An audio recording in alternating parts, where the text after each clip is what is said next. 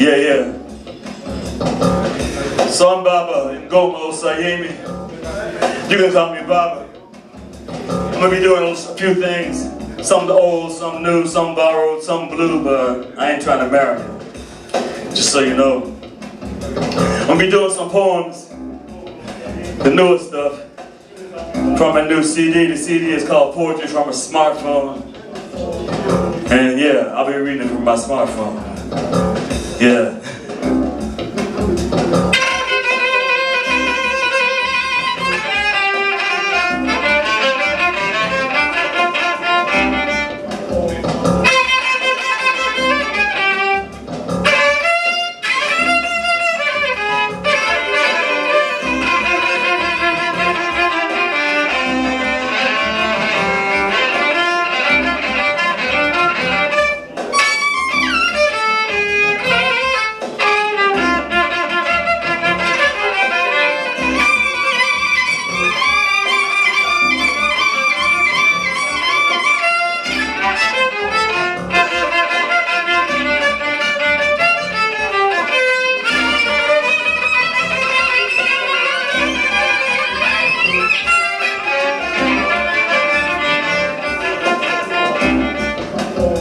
Yeah, so this is called My Pen, yeah. My pen is gangster. Fully loaded with a banana clip, don't take no lip. Hardcore. Ain't even trying to listen to me. Got a mind of its own, you see. Wanted from state to state, it agitates. Word slinger, cold-blooded killer, murderer of ignorance. Automatic brings the heat, got poetic license to peep, you'll need a warrant, see. It's automatic, don't take no static. The truth it repeats, bring it like an AK-47, piercing the armor, perception in 7 directions, bringing knowledge for your mental, bursting your illusions like a pimple. The subliminal is not accidental, it's just that simple. The revolution only goes in circles. My pen plants seeds of evolution in your mind, growing flowers of humankind. If you look carefully, these words of peace and justice you will find flowing from my pen, yeah, flowing from my pen.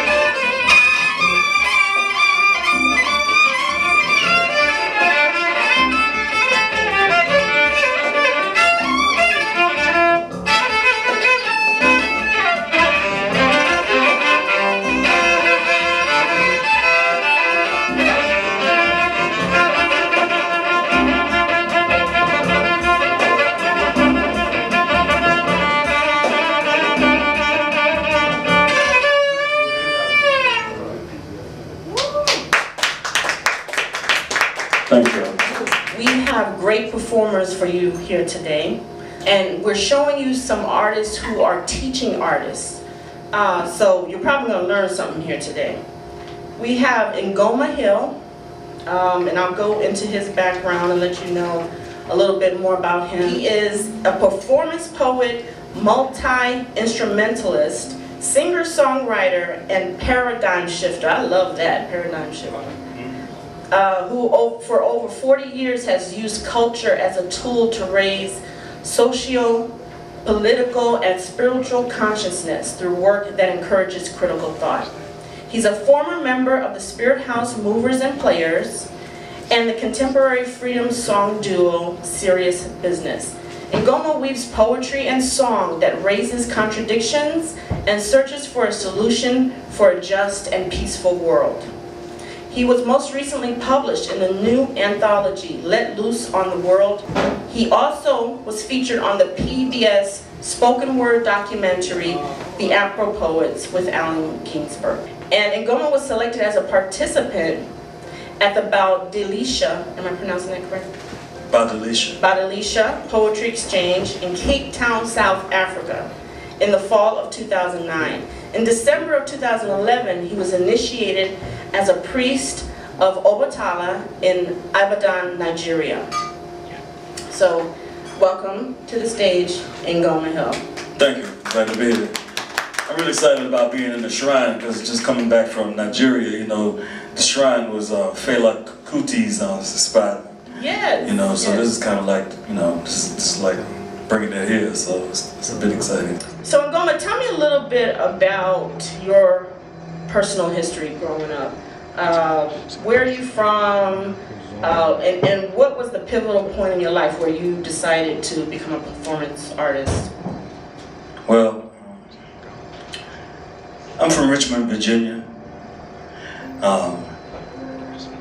I was born before integration in the Black Belt South. I started performing as a child. I think my first performance was my mother was a camp counselor, and she took me to the camp that she was working at, and I ended up being in one of the little plays. And that was the first time. I was so small, I don't really remember that. My first actual performance on my own was when I started playing violin when I was 7. I did my first little concert when I was like about 8. So I've been performing since then. It's been an ongoing experience, you know, so during school and stuff I was playing the regular European classical stuff that people play, you know, that you learn in school. Well, you learn other things now, but at that point in time, that's all you could learn. So I started playing violin then. And I got to junior high school, I already could play instruments, so the teachers needed somebody to play something else, so I started learning how to play flute. I did that for about a year or so. By the time the high school that I went to didn't have an orchestra, so the music teacher said I need a baritone horn player. So I started playing baritone horn. I play about 10 to 12 different instruments. Go down the list. I'm really curious about this. I play violin, I play flute, I play guitar, I play upright bass, I play acoustic bass, I play, I said violin, I play didgeridoo, I said guitar, I play some percussion instruments, I play cello, I play baritone horn, I play a little bit of harmonica, I play a little bit of keyboards. Okay. I don't know how many I named. I lose count. I don't play them all regularly. You get the idea. But primarily what I'm playing now is electric violin, didgeridoo, and what's known as a yidaki, which is more popular, called a didgeridoo. Didgeridoo is an Australian instrument. The Aboriginals say it's not a didgeridoo. They say that's a misnomer. And they say it's a yidaki. Can you show us the yidaki? You have it here? I'm going to play it for my performance. So tell me a little bit about this instrument. The Aboriginals say that they use a didgeridoo to sound the universe into being. They say that the sound takes them into a space called the dream time, and then it was played and they dreamt the world and the universe and everything into existence. Beautiful. That's a part of their creation mythology. Right. The sound itself is a healing sound because it opens your chakras. So not only can it be played just because it has a soothing sound, but it can be played for meditation.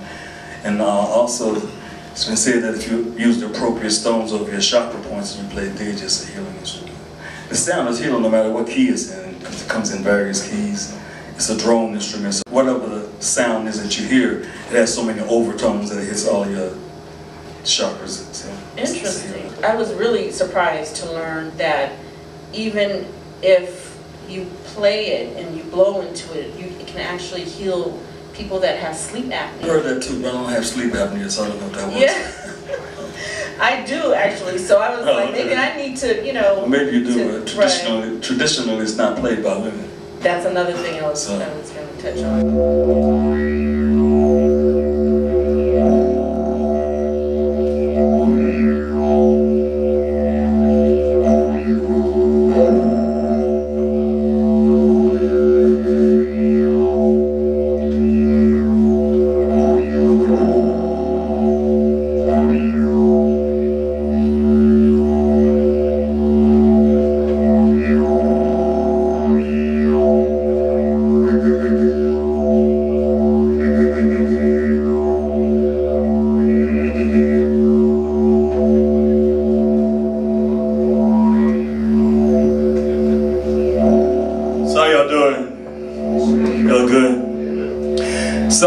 my toys with me. See, this is called yidaki.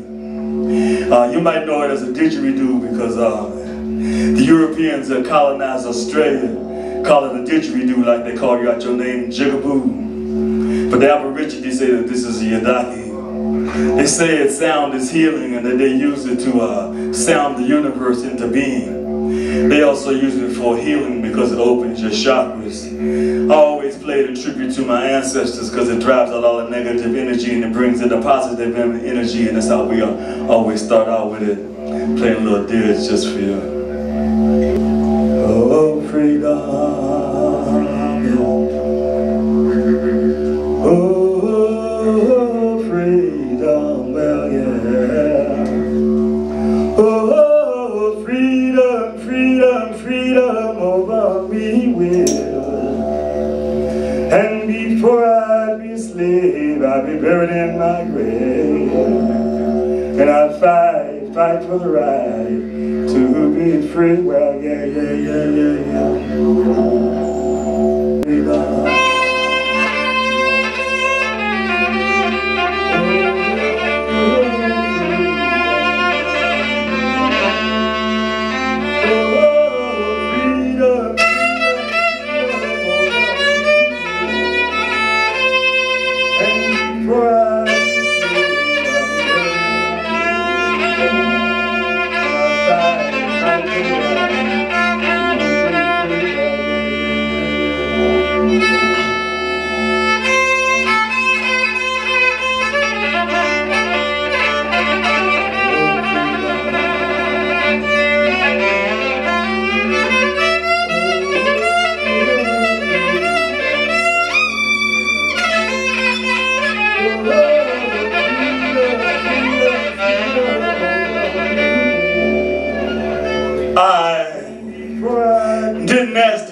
I was kidnapped, tied down to the bottom of a slave ship, transported like cattle. I didn't ask to come here, feed the slavers last forever.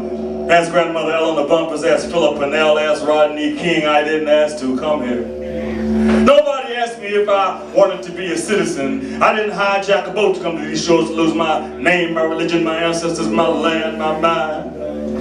I didn't ask to integrate nor assimilate. No more auction block for me. I didn't ask to be America, at least not the ones that bombed Hiroshima, killed Vietnamese babies, spread man-made diseases, spilled blood and guts in the name of the cross, the lash and the gun, stole the Indians' land, leveled the Holy Land. And before I be a slave, I'll be buried in my grave, yeah. And I fight for the right to be free, well, yeah, free.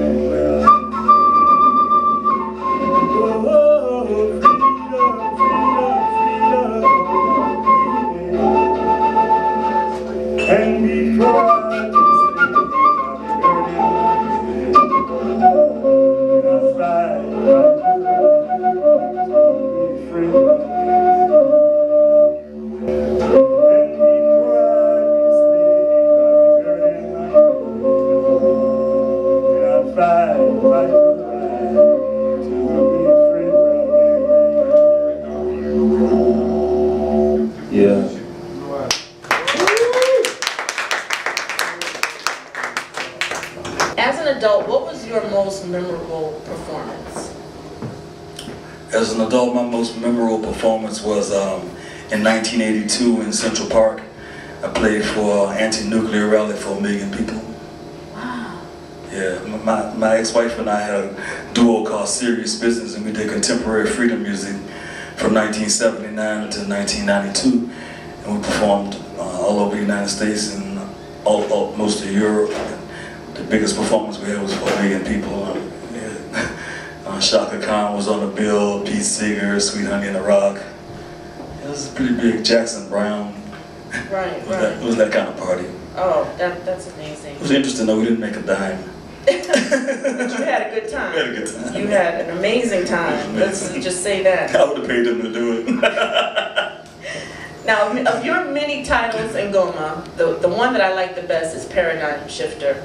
Can you tell me how that title came about? A paradigm is an example. It's how you hold up and how you look at things. Whereas one person looks at something one way and another person looks at something the other way. So if you had like that sphere that's twirling around there, right. From this angle you see it one way, but if you were standing over there and you looked at it, you would see it from a different way. So I shift your paradigm by giving you a different example, a different way of looking at things. Okay. So how do you look at things, especially the political unrest that's happening all over the world right now? What's your take on? Political unrest that's going on all over the world has always been going on all over the world. The way we resolve unrest is to resolve contradictions. There's always the positive side and the negative side. And as we resolve these contradictions, that's what makes the world spin. If we didn't have positive and negative, then the world would stop. So that's the way I look at things. But the problem is that many of us don't try to resolve these contradictions because we don't know that they're contradictions, or because we don't know that they exist. So what I try to do is I try to make you aware of what's going on in the world, and you can make decisions about how you want to deal with them. Okay. I don't think I have the answers to things, but I think that I present the problem to you, then you can think about how you want to resolve them, and that way we can move forward. Excellent. Where have you traveled abroad? I did an England tour back in the early 80s as a part of Serious Business. I've been to the Republic of China. I did a 1-month, 5-city study tour. I went to Shanghai, Beijing, Nanjing, Tianjin, and someplace else. It was 1980 something. I'm sorry. I've been to Jamaica. I've been to Africa like 3 times. I've been to Senegal, Cote d'Ivoire, Gambia. I've been to Cape Town, South Africa, and I just returned from Nigeria. So I've been to the continent a few times. Nice. Been to St. Martin's. I spent a year in Vietnam. I think that was kind of like a turning point in my life. You asked me what was a turning point. Yeah, you were in the military. I had several different kinds of paradigm shifts. As I say, I grew up in the South before integration, so I was a part of the civil rights movement. Right. My best friend was like about 1.5 years older than me, and he was a sociology major. So when I was still in high school, he was telling me what books to read. Nice. So therefore, my political consciousness grew faster than other kids in my community because I was doing advanced reading. So the first thing he told me to read was Black Bourgeoisie by E. Franklin Frazier. Now if you grow up in the South, that gives you an explanation of what was going on with the color line, how the lighter you were, the better off you were because you were closer to white people. And it's like a real interesting example. So that set up my perspective for the whole thing. I said, oh, that's what the hell is going on. Okay. The other thing was, like I said, I didn't choose to go to Vietnam. I got drafted. I stopped school for a semester and I got drafted. And I ended up in Vietnam as an infantryman for a year. And a lot of my friends were sociology majors, so they would send me books. So I read like, I read Black Bourgeoisie again. I read Black Skin, White Mask. I read the history of the Haitian Revolution. You know, so I was reading like a book a month. Maybe 2 books a month. I was humping books, and I would read the books and I'd send them back and they'd send me more books. So that was like my education in sociology. So while I was understanding, I also read the autobiography of Ho Chi Minh.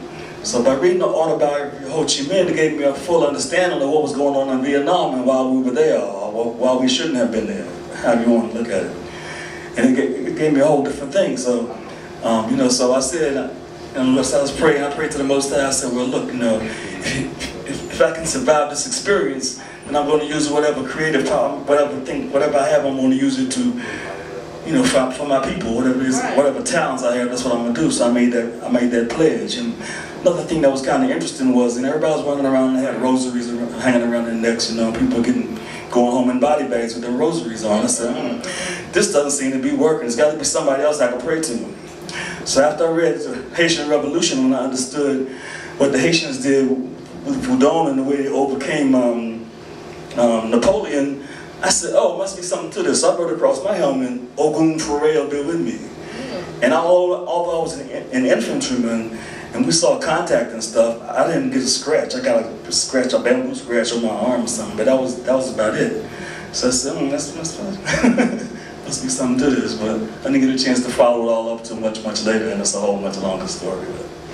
Interesting. Now you are presently a priest of Obatala. Obatala. Explain because you went to Nigeria for that, correct? Yeah.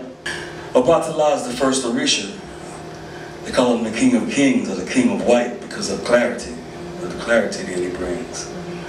You asked me what my role was, but I'm only an initiate. An initiate is the beginning. Right now my role is to learn as much as I can about my culture, learn as much as I can about the Foudon religion and about Obatala. And in the process, we'll learn what else I'm supposed to be doing with it. I'm gonna do a little medley for y'all.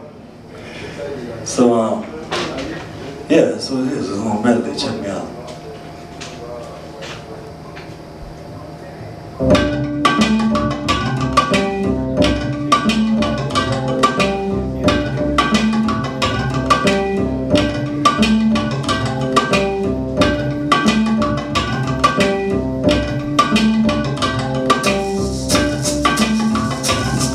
So this is a medley, and this goes to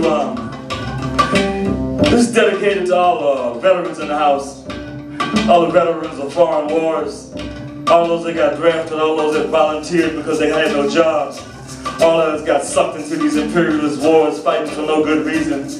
This is for all the yeah, goes out to you.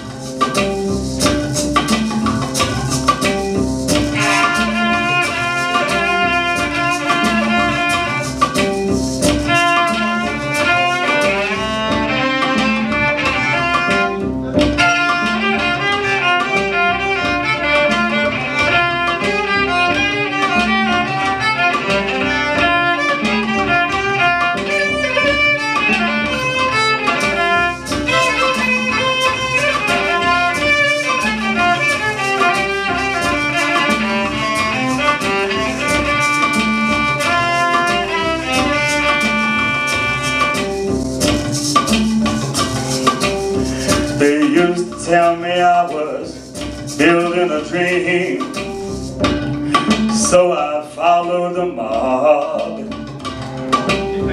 When there were guns to bear or earth to plow, yeah, I was right there on the job. They used to tell me I was building a dream with hope and glory ahead. So why am I standing in line, oh, begging for bread? Once I built a railroad, I made it run, I made it race against time. Whoa, once I built a railroad, now it's done. Brother, can you spare me a dime? Once I built a tower up to the sun, built with bricks, mortar, and lime. Whoa, once I built a tower, now it's done. Brother, can you spare me a dime?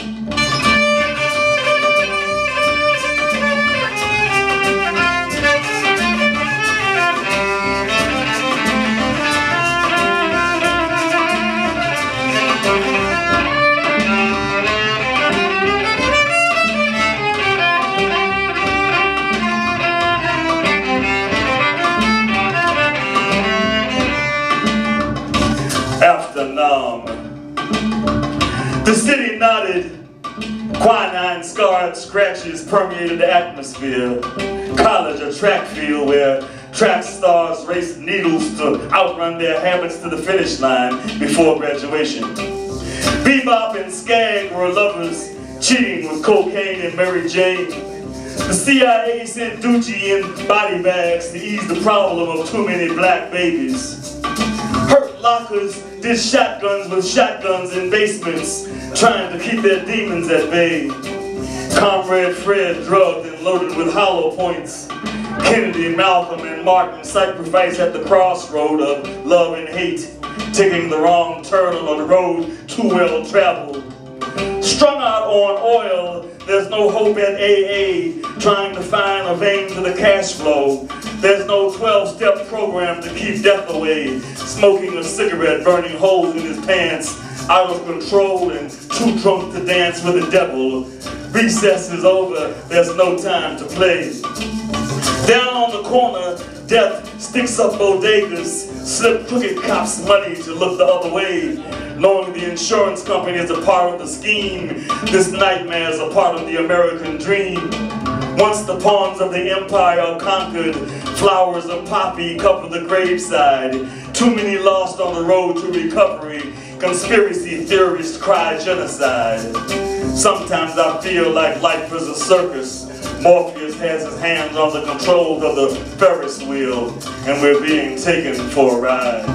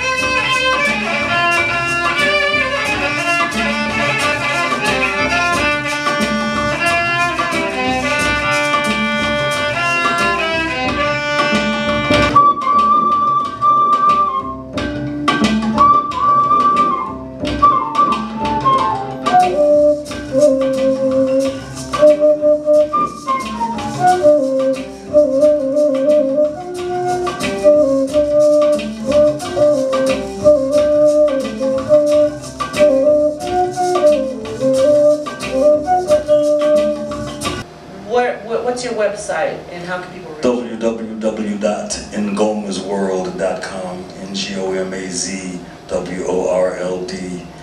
And I'm also on Facebook under Ngoma Hill. And while I was in Nigeria, I received a new name, so I've got a fan page. It's Baba Ngoma Osayemi. Okay. How do you spell that? How do you spell Osayemi? Well, Baba Ngoma. B-A-B-A is Baba, Ngoma is Ngoma. Osayemi is Osayemi. Okay. So you can find me there, or you can find me. I've also got a band page. It's called Not Your Average String Thing. Right. And you also have, how many albums have you put together? I stopped counting, about 6 or 7. Wow. The most recent one is called Ngoma Poetry from a Smartphone. And it's available through me, or you can get it on iTunes, Amazon, or CD Baby, or poetcd.com. Any of those sites you can get it. Okay. And I'm so excited to have Ngoma with us because I feel like I'm coming full circle. Thank you, Ngoma, for being with us. And you're Thanks for having me. I'm glad to do it.